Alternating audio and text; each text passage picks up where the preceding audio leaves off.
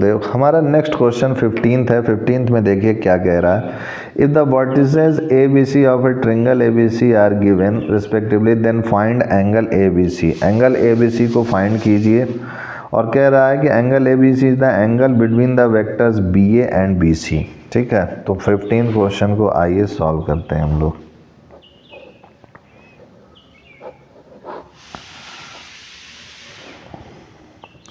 तो यहाँ पर अपनी तरफ से मैं एज्यूम कर लेता हूँ let the origin be O, then O के सापेक्ष में मैं इसका पोजीशन वेक्टर, सपोज कीजिए कि मेरा ये ट्रायंगल ए बी सी है, ए बी सी, और कोई ऐसे एक्सिस है, दिस इज ओरिजिन। तो इस ओ ओरिजिन से इस ए का, फिर इस बी का और फिर इस सी का, यानी पोजीशन वेक्टर के सापेक्ष में निकाल रहा हूँ मैं मान। तो ए का कोऑर्डिनेट आपको दिया हुआ है 1 2 3, ठीक है। बी का आपको दिया हुआ है -1 0 0 और सी का दिया हुआ है 0 1 2। तो इससे मुझे ओ ए का वेक्टर पता चल जाएगा। पोजीशन वेक्टर के सापेक्ष में क्या हो जाएगा, i + 2j + 3k। ठीक है, ये i, ये j और ये k के सापेक्ष में चला जाएगा। उसी तरीके से ओ भी क्या हो जाएगा मेरे पास, -i है तो -i हो जाएगा, 0 0 है बाकी तो कोई लेना देना नहीं। और ओ सी मेरा हो जाएगा j तो 0 है, ये 1 2 है तो हो जाएगा j + 2k। ये हो गया मेरा। अब उसके बाद अगर मैं देखूं तो मेरा ये हो जाएगा therefore B C, vector B C को मैं क्या लिख सकता हूँ, ओ सी - ओ बी। तो ये हो जाएगा मेरे पास i + ओ सी को अगर मैं देखूं ओ सी, तो ये हो जाएगा j + 2k, this is j + 2k। और ओ बी मेरा क्या है, -i, तो माइनस माइनस से प्लस हो जाएगा तो i + j + 2k हो जाएगा। ये मेरा बी सी आ गया। तो बी सी का मान मेरे को मिल चुका है। आगे इसी तरीके से अगर मैं बी ए निकालूँ, सभी ट्रायंगल के जो साइड्स हैं उनकी लेंथ वेक्टर के फॉर्म में अभी मैं निकाल रहा हूँ। तो ये बी ए मेरा हो जाएगा ओ ए - ओ बी। तो ओ ए मेरा क्या है, this is i + 2j + 3k, और ओ बी मेरा क्या है, -i। तो माइनस माइनस प्लस हो जाएगा, तो i और i 2i + 2j + 3k हो जाएगा। ये हो गया मेरा। अब उसी तरीके से मेरा आ गया बी सी बी ए, और ठीक है बी सी और बी ए, और मुझसे क्वेश्चन में क्या कह रहा है, angle A B C find करने को कह रहा है, यानी ये एंगल फाइंड करने को कह रहा है। तो ये वेक्टर मुझे पता चल चुका है, ये वेक्टर पता चल चुका है, ये एंगल थीटा मैं मान लूँ। तो मैं क्या लिख सकता हूँ, लिख सकता हूँ vector B A dot vector B C, this is equal to magnitude of B A, this is magnitude of B C, this is cos theta. तो ये हो जाएगा मेरे पास cos theta is equal to B A, ये हो गया मेरे पास simply this is 2i + 2j + 3k dot B C मेरा हो जाएगा i + j + 2k, और अपॉन में ये हो जाएगा मेरे पास magnitude of B A magnitude of B C. तो ये हो जाएगा 2 × ये i डॉट i मेरा क्या हो जाएगा 1, तो ये हो जाएगा मेरे पास 2, ये हो जाएगा 2 और ये हो जाएगा 6 अपॉन बी ए। तो बी ए अगर मैं देखूं तो ये हो जाएगा मेरे पास 2 का स्क्वायर यानी 4 4 9 मल्टीप्लाई बी सी, ये हो जाएगा 1 + 1 + 4। तो ये हो जाएगा 6 2 8 2 10, 9 4 13 13 और 3 16 और 4 1 5 1 6। तो ये हो जाएगा मेरे पास फिर से मैं चेकआउट कर लेता हूँ, 4 4 8 9 8 17 हो जाएगा, सॉरी ये 17 हो गया। तो 17 × 6 यानी 102 √102। तो इससे मुझे cos थीटा मिल जाएगा, दिस इज cos इनवर्स 10/√102। यही मेरा रिक्वायर्ड आंसर हो जाएगा, दिस इज रिक्वायर्ड आंसर। तो इस टाइप से मेरा ये 15th क्वेश्चन सॉल्व हो चुका है। 15 के बाद देखिए 16th क्वेश्चन क्या कह रहा है। Show that the points A 1 2 7 B 2 6 3 और C 3 10 -1 आर कॉलिनियर। इसको मुझे कॉलिनियर साबित करना है। तो 15th के बाद मेरा ये 16th क्वेश्चन है कॉलिनियर के लिए। तो A पॉइंट दिया हुआ है 1 2 7, B दिया हुआ है 2 6 3 और C दिया हुआ है मेरा 3 10 -1। तो ये हो जाएगा मेरे पास OA this is equal to I + 2J + 7K और OB हो जाएगा मेरे पास 2I + 6J + 3K और OC हो जाएगा मेरे पास 3I + 10J - K। ये हो गया मेरा।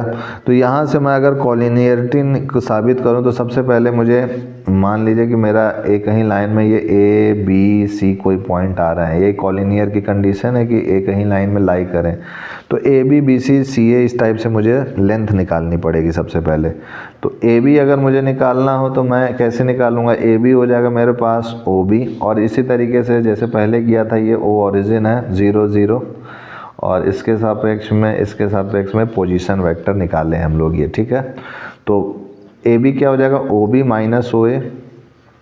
तो OB है मेरे पास 2I + 6J + 3K minus OA हो जाएगा मेरे पास I + 2J + 7K।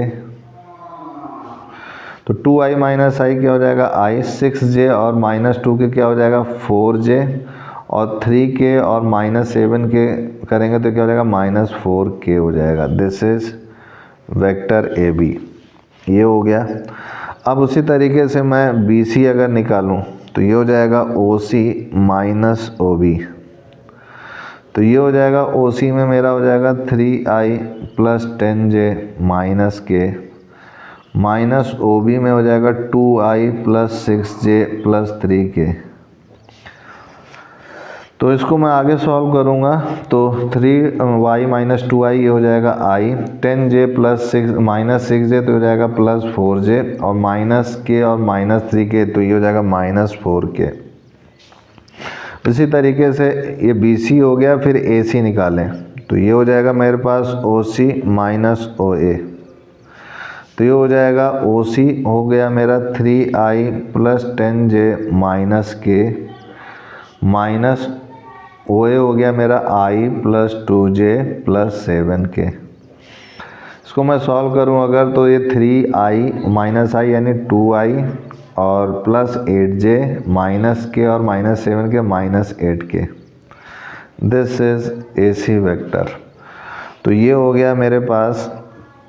Magnitude of vector B निकालूं तो ये हो जाएगा AB में 1 का स्क्वायर + 4 का स्क्वायर + -4 का स्क्वायर। तो 4 का स्क्वायर है 16 16 32 133 और दिस इज AB के बाद BC करूं तो ये हो जाएगा मेरे पास दिस इज 1 का स्क्वायर + 4 का स्क्वायर + -4 का स्क्वायर। तो ये हो जाएगा 16 16 फिर से मैग्नीट्यूड में √33 आ जाएगा। फिर CA या फिर AC का निकालूं तो यहाँ पर भी उसी तरीके से करूँगा 2 का स्क्वायर फिर 8 का स्क्वायर प्लस में और फिर -8 का स्क्वायर।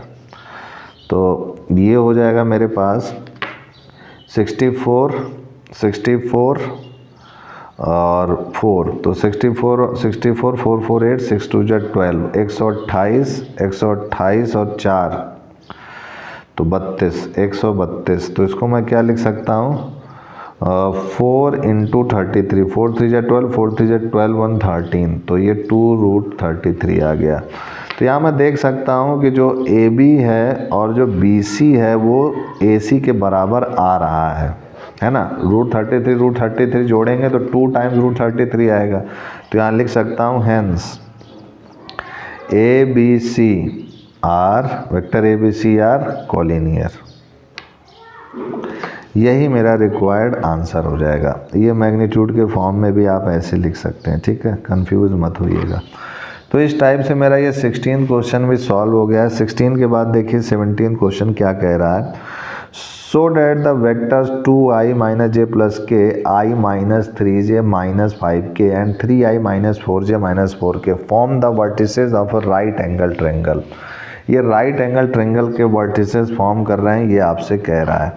तो मैं यहाँ पर मान लेता हूँ कि पोजीशन वेक्टर्स हैं, तो ये हो जाएगा मेरे पास लेट, ऐसे लिख लेता हूँ, लेट द पोजीशन वेक्टर।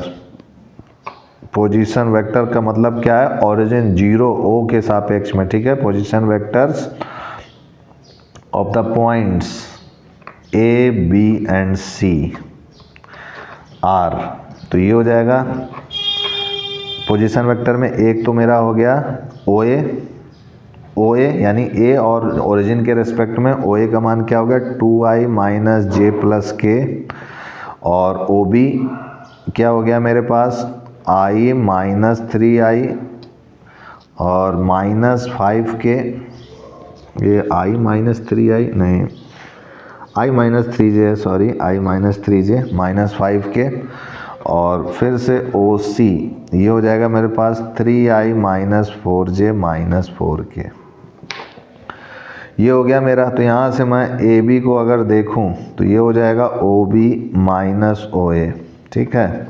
तो ओ बी मेरे पास क्या है i minus 3j minus 5k, और ओ ए क्या है मेरे पास 2i माइनस जे प्लस के, तो ये हो जाएगा i माइनस 2i क्या हो गया माइनस i हो गया, और माइनस 3j और प्लस j, तो ये क्या हो जाएगा माइनस 2j, माइनस 5k और माइनस k, तो क्या हो गया माइनस 6k। तो यहाँ से अगर मैं मैग्नीट्यूड ऑफ ए बी निकालूँ तो क्या हो गया मेरा माइनस 1 का स्क्वायर प्लस माइनस 2 का स्क्वायर प्लस माइनस 6 का स्क्वायर, तो ये हो जाएगा मेरे पास रूट 41। तो यहाँ से मैं देखूँ तो magnitude of A B square क्या हो जाएगा 41। इसी तरीके से ए बी के बाद मैं अगर बी सी निकालूँ तो क्या हो जाएगा ओ सी माइनस ओ बी। ओ सी मेरे पास क्या है दिस इज ओ सी यानी 3i minus 4j minus 4k, minus O B क्या है मेरे पास i minus 3j minus 5k। इसको मैं सॉल्व करूं तो 3i माइनस i तो 2i हो गया, माइनस 4j और प्लस 3j तो माइनस j हो गया, और ये हो गया माइनस 4k और प्लस 5k तो प्लस k हो गया। ये मेरा BC का मान आ गया। तो इससे मैं मैग्नीट्यूड ऑफ BC अगर निकालूं तो क्या हो जाएगा अंडर रूट में ये हो जाएगा 2 का स्क्वायर प्लस माइनस 1 का स्क्वायर प्लस 1 का स्क्वायर, तो 2 का स्क्वायर 4, 4 1 5 1 6, तो ये हो गया रूट 6। तो मैग्नीट्यूड ऑफ BC क्या आ गया स्क्वायर 6 आ गया। अब ये BC के बाद मेरा CA बच रहा है, तो आइए CA अब नेक्स्ट पेज में इसको करते हैं।